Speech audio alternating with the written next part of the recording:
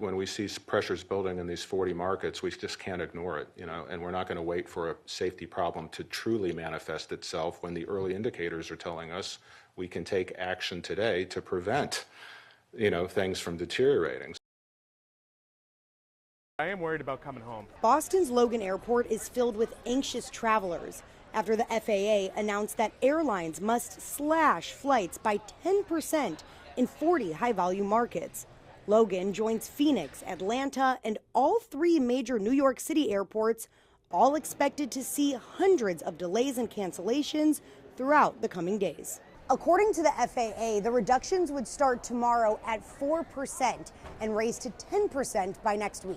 We are starting to see some evidence that fatigue is building in the system in ways that we feel we need to work towards relieving some of that pressure. They need to figure their stuff out.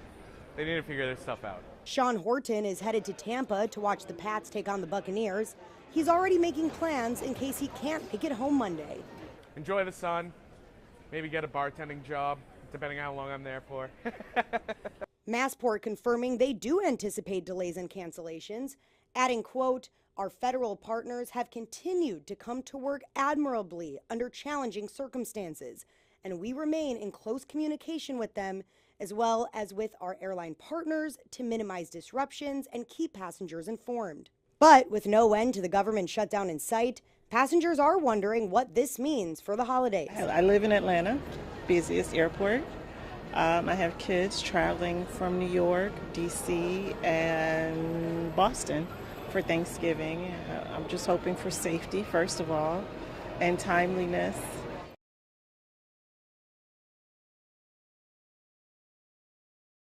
The race is on to fund the government before the shutdown puts air travel at risk. Here's a live look right now at Hartsfield Jackson International Airport there in Atlanta, one of dozens set to feel the impact. And thanks for joining us. I'm Jan Jeffcoat. It is Thursday, November 6th. The Transportation Department warned it would have to start cutting flights over dozens of U.S. airports by this time tomorrow because air traffic controllers aren't getting paid. They're calling in sick. Let's get right to Mark Boyle at the live desk for the latest on the travel warnings and where that shutdown stands now in its 37th day, the longest in history, Mark.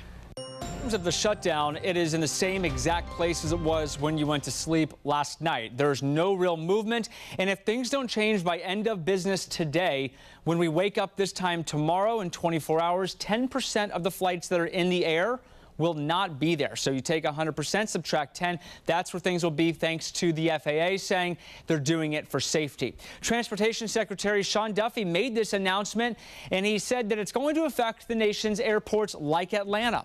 To Washington Reagan, here to my left as we get a live look this morning. All of this stems from the strain being put on air traffic controllers. Many of them are calling out. They're not going in and refusing to work without pay. Because of that, we have seen staffing pressures throughout our airspace. Those who travel will see that we've had more delays. We've had more cancellations. We do not want to see disruptions. And here's how this will work starting tomorrow. About 10% of flights will be cut at 40 airports nationwide. And we're going to see that cut affect thousands of flights starting in the morning. Right now, this map tells the story where those locations are. These are the airports that will see the effects from Tampa and Orlando down in Florida, up and down the East Coast, D.C., New York, Chicago, Texas, California at the West Coast, Alaska, and even Hawaii will get on this as well. If you are flying, there are some ways to work around this. At least try and have a backup option by booking an additional flight, perhaps with a refundable ticket. Yes, it will be more money, but it's a backup. Consider it like insurance. Use miles to book. The airlines will let you put those miles back into your account. You can cancel right up to boarding for most airlines. Identify nearby airports. If you're flying to Orlando, maybe book a flight to Tampa. It's about an hour-and-a-half to 2-hour drive. Not terrible, again, if you have to go. And try to avoid connections. The non-stops will save you in this situation. Airlines putting out statements overnight. United sent a statement to customers. You may have woken up to see this in your inbox. Even non-refundable tickets, basic economy will get full refunds. If all of this happens, if the shutdown continues and these delays and cancellations start, you'll get your money back. That is certainly good news. We'll keep you up to date on this. New updates from the FAA as we get it at the live desk. I think it's going to have a huge impact. And listen, this is yet another example of the kind of chaos that Donald Trump has brought to our country. I mean, listen, Republicans control the White House, they control the House, they control the Senate. They got to reopen the government, and they got to pay these workers who do really critical tasks for us, like keeping us safe when we're in the skies. It's time for them to get this over with and get people back to work, pay folks, and end this shutdown.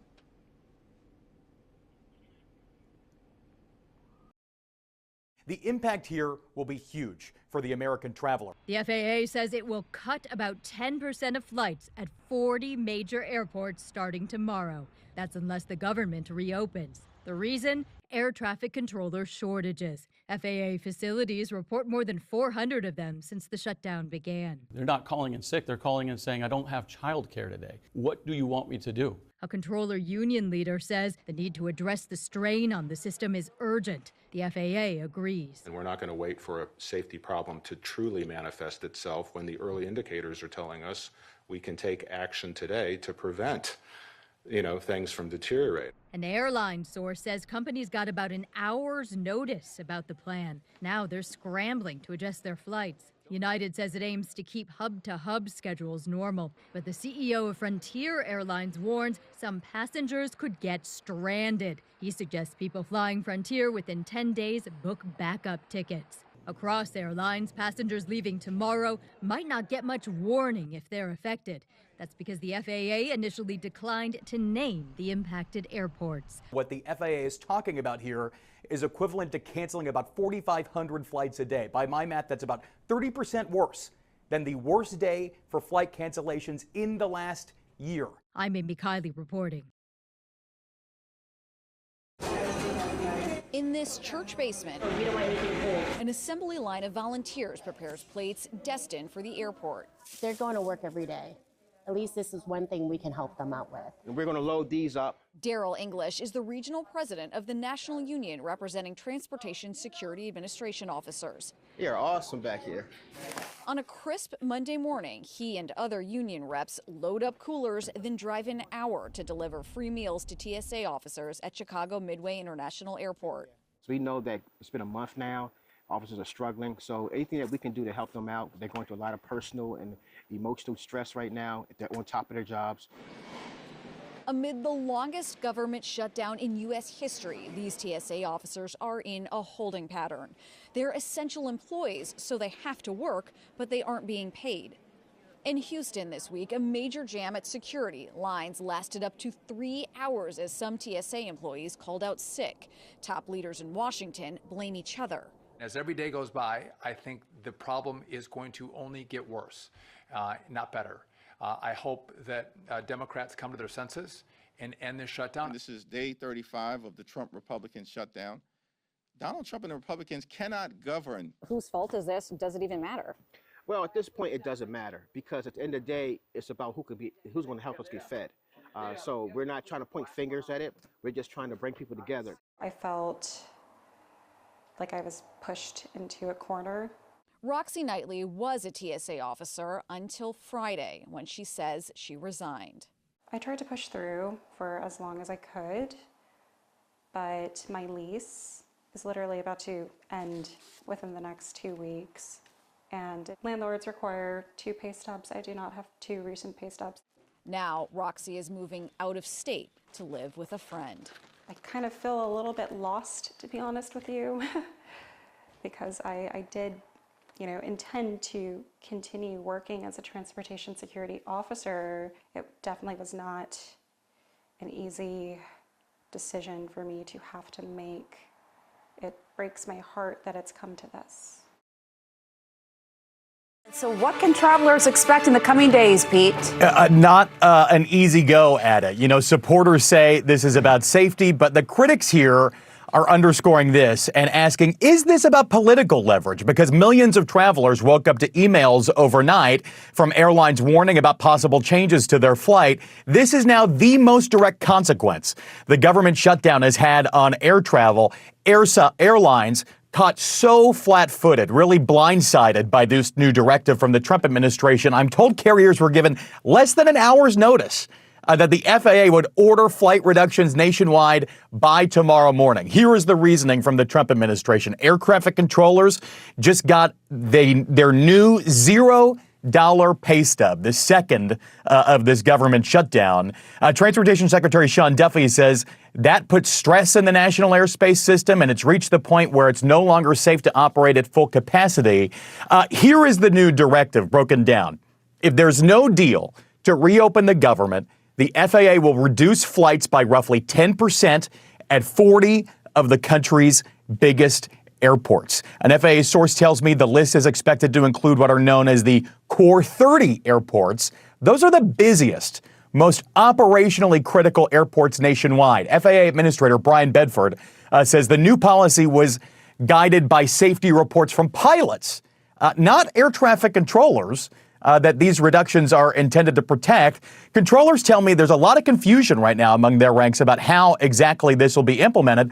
Also a lot of confusion from the airlines, which are now scrambling to adjust their schedules. All 4 major U.S. airlines say they're complying with this directive. They're giving passengers some outs here, some waivers to change their flights free of charge. And then there's this reaction from Frontier Airlines CEO Barry Biffle. He called the directive unsustainable, saying, quote, "You cannot run the national airspace system like this. This is not how a modern aviation system functions." And he even suggested travelers consider booking a backup ticket on a different airline. Totally unprecedented. You have to put this into context, though. The U.S. handles about 45,000 flights a day. 10% reduction of that number is worse than the worst day for cancellations of the past year. Every day until the shutdown ends. This is not a small tweak. Aviation's a multi-billion-dollar industry, and when you slow the system, you slow commerce, travel, supply chains nationwide. The clock is really ticking now.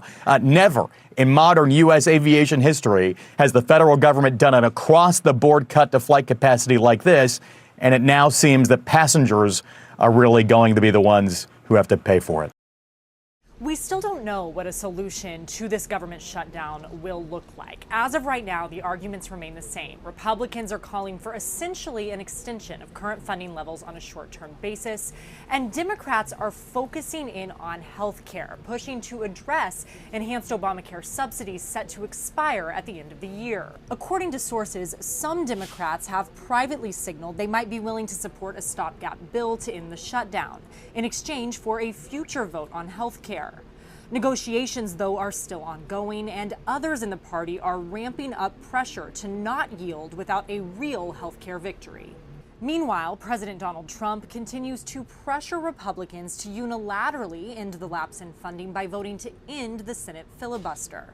That is not a likely solution, as GOP leadership have argued for keeping the filibuster in place, asserting that the 60-vote threshold is an important safeguard for them when Democrats are in the majority. Now, as this standstill continues, so does the impact. The FAA announced that it would reduce air traffic at a number of major airports on Friday unless the impasse ends before then. This comes as staffing shortages at terminals are already causing widespread delays, and thousands of air traffic controllers are set to miss their second full paycheck next week. At the White House, I'm Julia Benbrook.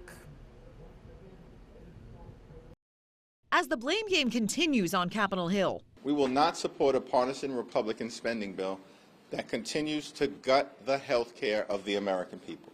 We're just not going to have that conversation while Democrats are holding the federal government hostage. the next shutdown pressure point could be the nation's airports. The Trump administration says starting Friday, it will cut 10% of air traffic at 40 busy U.S. airports if the shutdown continues. Transportation Secretary Sean Duffy told Fox News Thursday it's a safety measure. This was not a political decision. This was a data-driven decision to make the right calls, to get ahead of any issues that could happen, in the airspace that could have negative consequences. As essential workers, air traffic controllers are required to be on the job but are getting their second empty paycheck of the shutdown next week. These are real people dealing with real life circumstances. And when you don't pay somebody for 37 days and say, hey, just keep showing up and do your best, people are going to have issues, and they're mounting daily.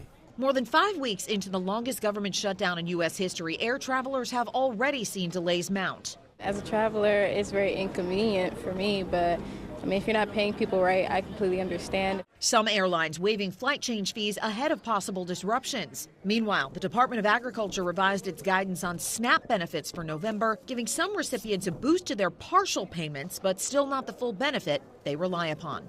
In Washington, I'm Karen Kafa.